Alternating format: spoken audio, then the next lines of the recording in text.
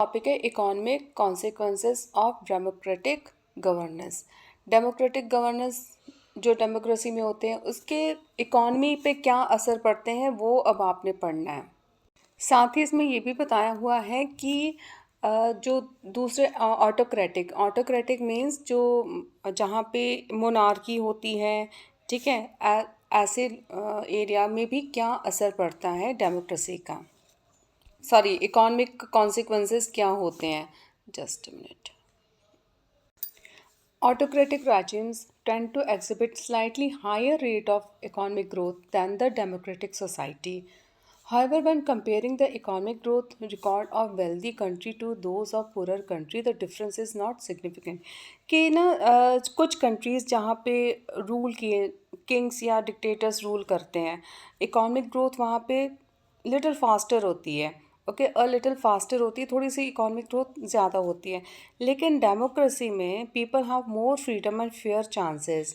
ये अगले next paragraph में लिखा हुआ है कि in democratic system there exist a significant disparity among countries. In nations like South Africa and Brazil, the wealthiest 20% of population account for 60% of the country's income, while the bottom 20% not 20% only receive a mere 3%. These disparities extend to availability of opportunity for citizens in poorer country to access essential services. इसका पूरे का यही है कि growth rate जो होती है कैसे फास्टर हो, ग्रोथ रेट दोनों में ऑलमोस्ट सेम है, भले वो ऑटोक्रेटिक है भले वो डेमोक्रेसी है, ओके। तो रिच और पुअर का जो गैप है, मोस्ट जो डेमोक्रेटिक कंट्रीज़ हैं, rich people are very rich and poor people are very poor. ये हमारी डेमोक्रेसी में इंडिया में भी आप देख सकते हो। लेकिन जैसे आप साउथ अफ्रीका या ब्राज़ील में जाएंगे तो टॉप 20% जो पीपल हैं वो रिच हैं, ठीक है। 20% पीपल रिच हैं, गेट 60% ऑफ ऑल मनी, ठीक है। जितना भी देश का वो जो मनी है उनका वो 60% तो उनके पास होता है। बॉटम में 20% पीपल हैं और पुअर हैं, ठीक है, और गेट ओनली 3% ऑफ मनी। तो poor people do not get enough education, health care and food and houses. और डेमोक्रेसी और पॉवर्टी में क्या रिलेशन है? Democracy try to make everyone life better but it doesn't always work. Many times क्या होता है, only rich people benefit from growth, poor people still struggling for basic needs like food and shelter, okay. ये इस पूरे का निचोड़ है एक तरह से। तो लिबरल डेमोक्रेसी जैसे हमारे इंडिया में है